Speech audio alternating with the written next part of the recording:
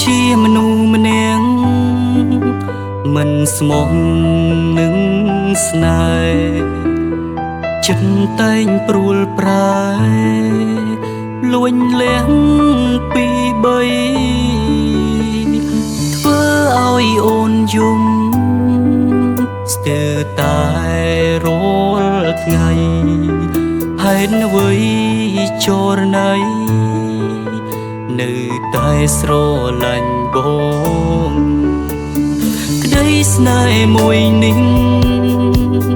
មានអ្វីពិសេសដែលធ្វើឲ្យអូនស្មងនឹងបងអូនក៏ដឹងដែរថារកបងគឺជាមនុស្សប្រុសដែលសាវ៉ា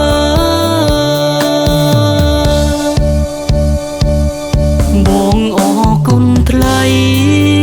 ដែលព្រមដាក់ចិត្តមកស្នេហ៍បង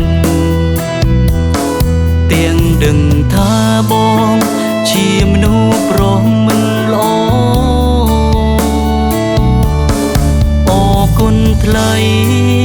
គ្រប់យ៉ាងអូននៅតែល្អបែងដងដែលស្មោះសរអូនទុកសម្រាប់បង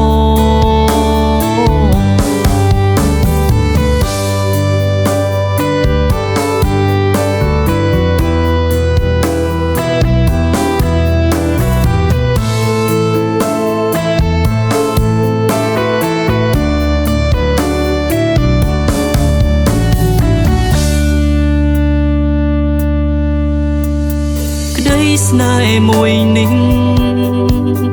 មានអ្វីពិសេសដែលធ្វើឲ្យអូនស្មងនឹងបងអូនក៏ដឹងដែរថារកបងគឺជាមនុស្សប្រុសសាវ៉ា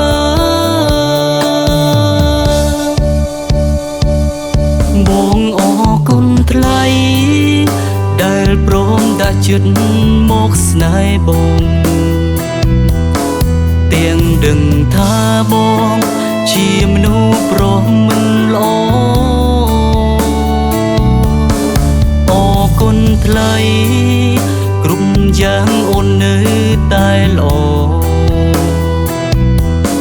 បែងដងដែលស្មោះសរអូនទុកសំ